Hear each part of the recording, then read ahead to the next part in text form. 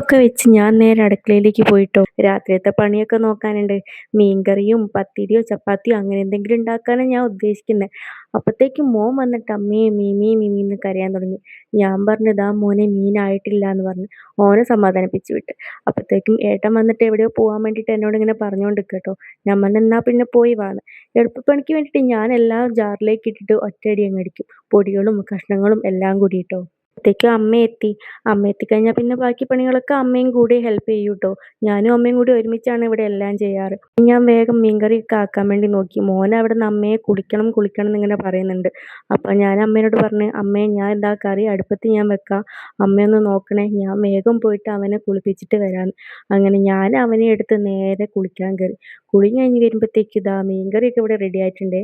അങ്ങനെ ഞാനും മോനും കൂടി ഭക്ഷണമൊക്കെ കഴിച്ച് ഞാൻ പറഞ്ഞു അമ്മേ ഞാൻ എന്നാ റൂമിലേക്ക് പോട്ടെ. റൂമിൻ്റെ അവസ്ഥയൊന്നും പറയണ്ടാന്ന്. ഉച്ചയ്ക്ക് മോനും അച്ഛനും കൂടി കിടന്നുറങ്ങി എണീറ്റ് വന്നതാ. പിന്നെ വൈകുന്നേരം ഡ്രസ്സും ഞാൻ കൊണ്ടുവച്ചിട്ട് വെക്കാൻ മോൻ എന്നെ സമ്മതിച്ചില്ല. പിന്നെ ഇതാ ഇപ്പം വന്ന് നോക്കുമ്പോൾ റൂമിൻ്റെ അവസ്ഥയെ കണ്ടില്ല എല്ലാവരും. പിന്നെ ഞാൻ ഓരോന്നൊക്കെ ആയിട്ട് എല്ലാം മടക്കി വെച്ച് വിരികളൊക്കെ അങ്ങോട്ട് മാറ്റിയിട്ട് എല്ലാം ഒന്ന് ചേഞ്ച് ചെയ്യാട്ടോ. എനിക്ക് പണ്ടേ ഈ ബെഡ്ഷീറ്റിനോടൊക്കെ ക്രേസ് ഉള്ളതുകൊണ്ട് അലമാരി കുറേ ബെഡ്ഷീറ്റൊക്കെ ഉണ്ട്. പക്ഷേ എനിക്ക് എപ്പോഴും ഇഷ്ടം ഈ 3D അങ്ങനത്തെ ഒക്കെ മോഡലാണ്. ഇപ്പോൾ കുറേ 3Dകളും ഈ മീഷോയിലും ഫ്ലിപ്പിലൊക്കെ ഇറങ്ങിയോണ്ട് ഞാൻ കുറച്ചെണ്ണം വാങ്ങി വെച്ചിട്ടുണ്ട്. അതിലെനിക്ക് ഏറ്റവും ഇഷ്ടപ്പെട്ടത് ഈ ഒരു പ്രിൻ്റാട്ടോ. മോൻ ഇടയ്ക്ക് മൂത്രമൊഴിക്കുമെന്ന് വിചാരിച്ചിട്ട് ഞാൻ ബെഡിനിടാൻ വേണ്ടിയിട്ട് ഒരു ഷീറ്റും വാങ്ങിയിട്ടുണ്ട്. അതും നല്ല കംഫർട്ടാണേ.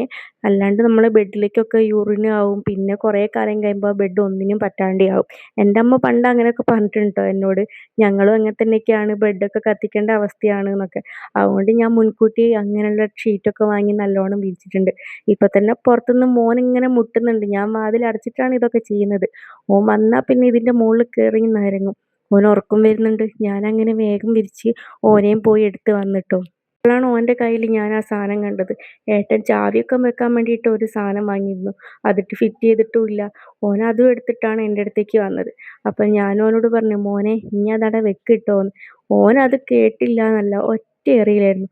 ഭാഗ്യത്തിന് അത് പൊട്ടിയില്ല. അപ്പം ഇത്രയേ ഉള്ളൂ. ബായ്.